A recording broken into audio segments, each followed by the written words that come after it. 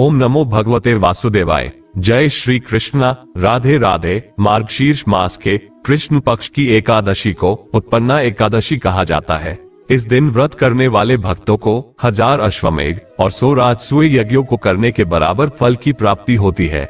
इस संपूर्ण चराचर जगत में जो भी वस्तुएं अत्यंत दुर्लभ मानी गई है, उत्पन्ना एकादशी व्रत के प्रभाव से ऐसी वस्तु भी सहज ही प्राप्त हो जाती है।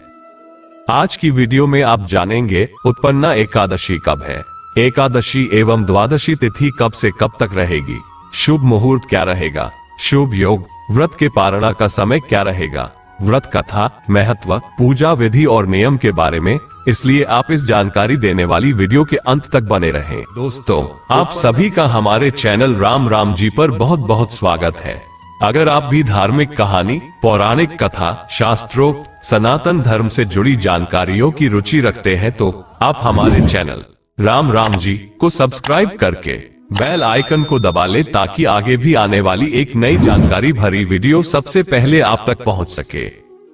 उत्पन्ना एकादशी का व्रत मार्गशीर्ष मास के कृष्ण पक्ष की एकादशी तिथि को किया जाता है। पुराणों के अनुसार एकादशी तिथि भगवान विष्णु को समर्पित होती है। वैसे तो हर माह 2 एकादशी आती है और सभी एकादशियों का महत्व अलग होता है, लेकिन मार्गशीर्ष माह की कृष्ण पक्ष की एकादशी को बेहद पवित्र माना गया है, इसलिए ही इसे उत्पन्ना एकादशी कहा जाता है। ये भी मान्यता है कि इस दिन माता एकादशी ने राक्षस मोर का वध किया था। कहा जाता है कि एकादशी देवी का जन्म भगवान श्री हरि विष्णु से हुआ था। मार्गशीर्ष मास में कृष्ण पक्ष की एकादशी को एकादशी माता प्रकट हुई, जिस कारण इस एकादशी का नाम उत्पन्ना एकादशी पड़ा। मान्यता है कि उत्पन्ना एकादशी का व्रत रखने से मनुष्य के पिछले जन्म के पाप नष्ट हो जाते हैं। ये दिन भगवान विष्णु जी को समर्पित होता है। इस दिन व्रत रखने से मोक्ष की प्राप्ति होती है। उत्पन्ना एकादशी आरोग्यता, संतान प्राप्ति, मोक्ष के लिए किया जाने वाला व्रत है। उत्तरी भारत के कई हिस्सों में अलग अलग महीनों में मनाया जाता है। वैसे तो उत्पन्ना एकादशी मार्गशीर्ष महीने में मनाई जाती है, परंतु महाराष्ट्र, कर्नाटक, गुजरात, आंध्र प्रदेश राज्यों में उत्पन्ना एकादशी कार्तिक के महीने में मनाई जाती है। उत्पन्ना एकादशी का महत्व, इस दिन व्रत करने से भगवान विष्णु की असीम कृपा प्राप्त होती है और सभी तीर्थों के दर्शन के बराबर फल की प्राप्ति होती है। इस व्रत में किया गया दान का फल जन्मों जन्मों तक मिलता रहता है। इस व्रत में जप, तप, तपस्या, दान करने से अश्वमेघ यज्ञ के बराबर फल मिलता है। इस व्रत को रखने से जीवन में हमेशा सुख शांति बनी रहती है और देवी लक्ष्मी की कृपा मिलती है। उत्पन्ना एकादशी की पूजा विधि। उत्पन्ना एकादशी के व्रत से एक दिन पहले दशमी तिथि के दिन तामसिक भोजन नहीं किया जाता। इसके बाद सुबह उठकर स्नान करके भगवान विष्णु जी को ध्यान में रखकर व्रत का संकल्प लिया जाता है। इसके बाद छोटी सी चौकी पर लाल कपड़ा बिछाकर भगवान विष्णु जी की मूर्ति या तस्वीर पर गंगा जल के छींटे देकर वहां पर स्थापित किया जाता है। गंगा जल के छींटे देने के बाद धूप, दीप, नैवेद्य आदि से विधिवत पूजा की जाती है। भगवान विष्णु को पीले फूल अर्पित किए जाते हैं। इस व्रत में फलों का भोग लगाया जाता है, फिर घी का दीपक जलाया जाता है। भगवान विष्णु का ध्यान करके उनकी आरती की जाती है।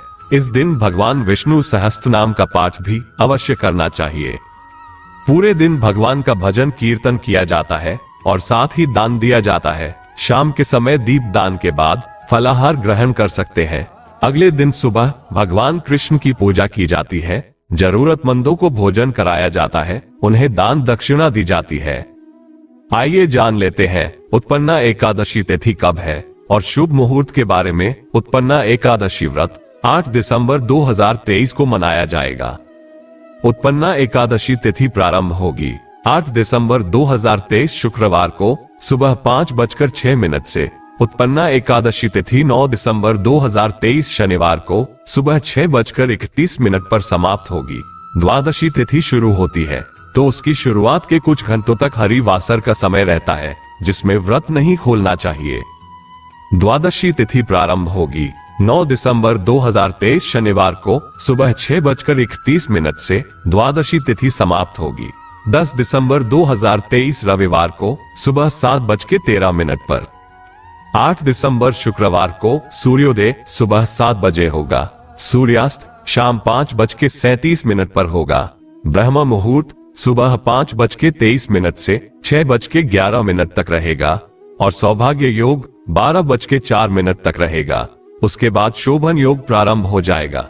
अभिजीत मुहूर्त सुबह 11:57 से दोपहर 12:39 तक रहेगा और राहु काल सुबह 10:30 से दोपहर 12 बजे तक रहेगा।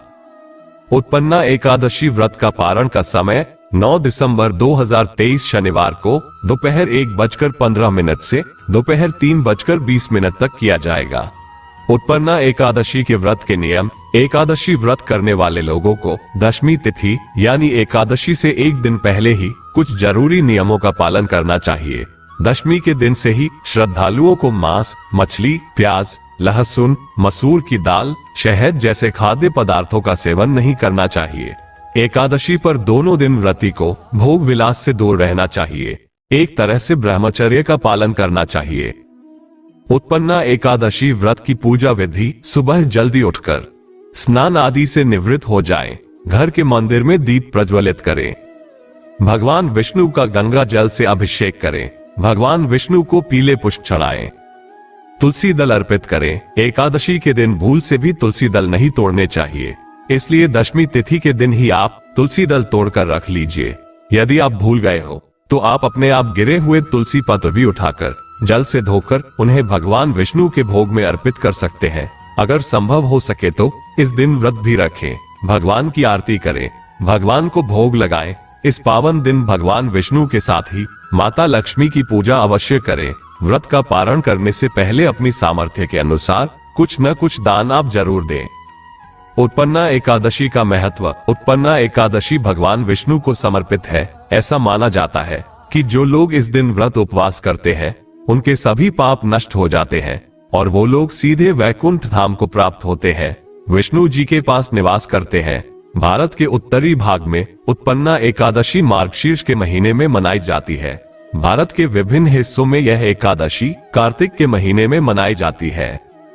इस दिन भगवान विष्णु के साथ माता लक्ष्मी की भी पूजा की जाती है। पुराणों के अनुसार ऐसी मान्यता है कि इस दिन भगवान विष्णु की शक्तियों में से एक देवी एकादशी ने उत्पन्न होकर राक्षस मोर का वध किया था, इसलिए इस एकादशी को उत्पन्ना एकादशी के नाम से जाना जाता है। बोलिए श्री हरि विष्णु भगवान की जय। उत्पन्ना एकादशी की जय। उम्मीद है कि वीडियो आपको पसंद आई होगी। जानकारी अच्छी लगी हो तो वीडियो को लाइक जरूर कीजिएगा, अपने दोस्तों के साथ शेयर कर लीजिएगा और चैनल को भी अवश्य सब्सक्राइब कर लीजिएगा। मिलते हैं अगली वीडियो में, तब तक के लिए राम राम जी।